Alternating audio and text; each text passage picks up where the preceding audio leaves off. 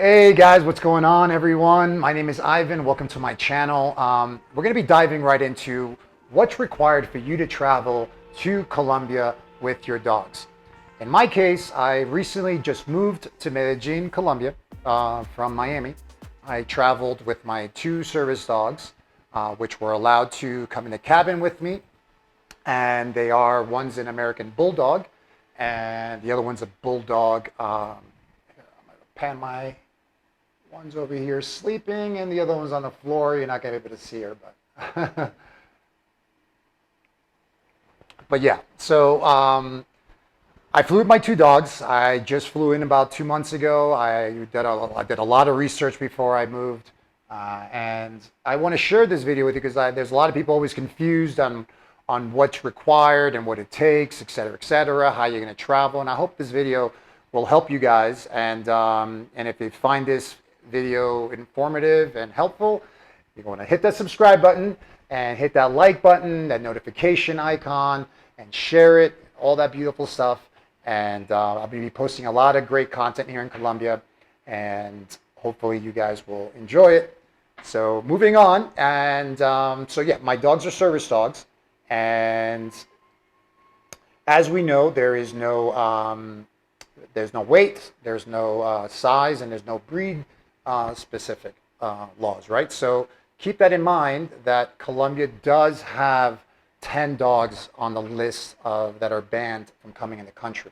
And it's always, unfortunately, the usual suspects, your Pitbulls, your Staffordshire Terriers, Rottweilers, Dobermans, etc. I'm going to be putting up the list of all the dogs that are banned in this country. So make sure that you before you make any plans and buying tickets, etc., your dog doesn't fall on one of these restrictions, right? But however, keep in mind, Colombia does recognize service dogs, right? And we all know that there's no breed specific exactly. So know your laws. Know about the ADA, your HIPAA. Know about certain questions that they can ask you and can't ask you. It's very important to know your rights when you're traveling with your service dogs, because there are certain people that do not know the laws, and they will try to block or they just don't know.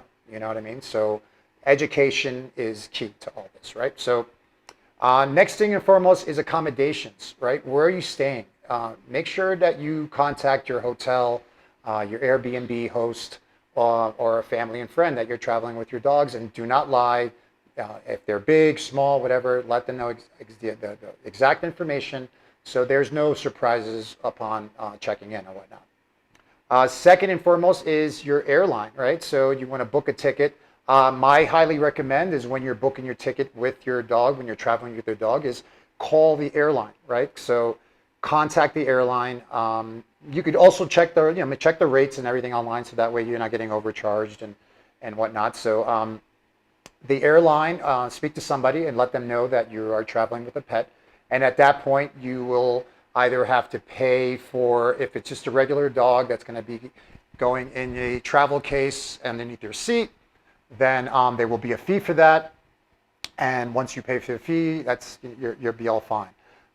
There's also a limit of certain dogs that can go on a flight, so make sure that you book the flight with enough time, so that way you reserve a spot for your dog. If you're traveling with a dog that's too large, oversized, and they have to go in a crate in the baggage, well, then make sure that you're going with an airline that actually has a specific area for live animals, where it's more closed in, more pressurized, and a lot warmer than going with all the other regular bags where it's loud, cold, and you don't want them going through that trauma. That would be a horrible experience for your dogs, and I've heard really bad horror stories that you don't want to go there. And obviously the best way to go is your service dog, right? Because they're in the cabin with you, right in front of you on the floor, and it's probably the best way for them to travel, since it's not really that kind of stressful on them. So keep in mind about the rules, and my dogs are service dog trained. I did have an accident about 2 years ago that I suffered some PTSD, psychological PTSD from. And unfortunately, it's gotten better. Unfortunately, it's just the accident caused, it was just a life and death situation that really, freaked me out a little bit. And thanks to them, I've always been in my P's and Q's, like they say, and if God forbid something was to happen, they're trained to kind of like defuse the situation, right? So that's probably the best way for your dog to travel. But not everybody has a service dog, so keep in mind. So going back to booking the ticket, if they are service dogs, you were required to fill out a DOT, Department of Transportation Service Animal form, which you can find online. I will also leave a link to that probably in the description box below, the link that will take you to the DOT form. The airline specific that you're traveling with will give you an email that after you fill out, you will send that email, attach the email to that, attach that form to the email, and within about 48 to 72 hours, you will get an approval from the airline and a service ID animal for that, for your pet. Very important you do that between 72 hours of travel. Don't wait till you show up at the airport, because then you would probably miss your flight, because it does take about 24 to 40 hours for them to respond with your service ID animal. I'm going to post I traveled with American Airlines, and they were phenomenal, by the way. From the moment I arrived at Miami to the moment I arrived in Medellin, American Airlines was amazing. Flight attendants, the customer service attendant, everybody was great. It was a great airline to travel with my service dogs. And I did have to require to purchase an extra legroom space, because they were bigger dogs and they required more legroom. So I did have to pay for that. Next time I travel with them, I'll probably buy out the whole row. That way there'll be nobody next to me. Thank God I had dog lovers that probably were like in heaven, sitting down next to two dogs, and they were amazing, because the dogs did take up a lot of legroom space. However, the passengers that were next to me were so great, and they actually helped me when I went to the bathroom and stuff like that, and let them make sure that everything's okay. So you definitely, once you fill out once you have your accommodations, once you have the airplane, everything situated, now the most important is your vaccinations, and your health certificate. Now this is the most important thing you're going to need to enter the country, right? The health certificate, which is a USDA health certificate, which is going to be which your veterinarian is going to give you, right? So not all veterinarians are registered with the USDA. So speak to your vet before making your travel plans, and he'll let you know if he's registered or not. And if he's not, he will recommend you to somebody who is in your area. And it's basically a full examination on your pet. They will apply and give all the vaccinations that are required. Don't wait till the 10 days to get to rabies. I think you need the rabies within a month or so. So make sure you get all your vaccinations. I'm going to have a list of all the vaccinations that are required for your dog to have to enter the country, plus a parasite medication that they will also require to take, that will also be noted on the health certificate. So that's very important. This is like the most important thing you need to enter the country, is the vaccinations, the rabies, the USDA health certificate. All the information will be on that certificate, so that's really all you need. And make sure you have copies of everything. I would make about 2 to 3 copies, because sometimes the TSA might ask for it. The ICA, which is the ICA, and that's the Department of Agriculture that you will be seeing upon entry in the country, and they will verify all your paperwork. And once they verify the paperwork, and there's a small fee, I think there's like it's like $14 per dog, like 40,000 pesos. It's not that much. You're required to pay with a debit card.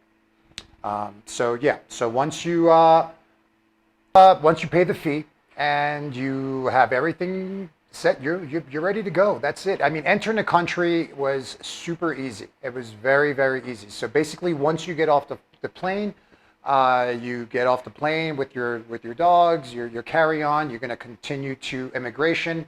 Immigration will check your passport, your entry stuff, and then after that, you move on to get your baggage claim, to get your bags. If you don't have any bags, then you just proceed to the ICA, which is right next to the baggage claim here in Medellin. And once you go there, do all the paperwork. She does, and that's it. You're in the country. Once she gives you a receipt, you hand that to the person that's like right next to her, right next to the office as you walk out. And welcome to Colombia, guys. Super easy process, guys. It's not difficult. Just make sure you do everything with time, and speak to the people, speak to your airline, speak to the hotel, speak to your Airbnb host, and you'll be fine. I hope you find this video very informative. And like I said, everything will be in the description box below. If you guys have any further questions or anything maybe I might have missed out on, feel free to contact me directly. I have an email and social media that you can contact me, and it'd be my pleasure to assist you guys. Even if there's transportation, there's several people here that I've made contact with that I use to move around if I do have to bring my dogs with me.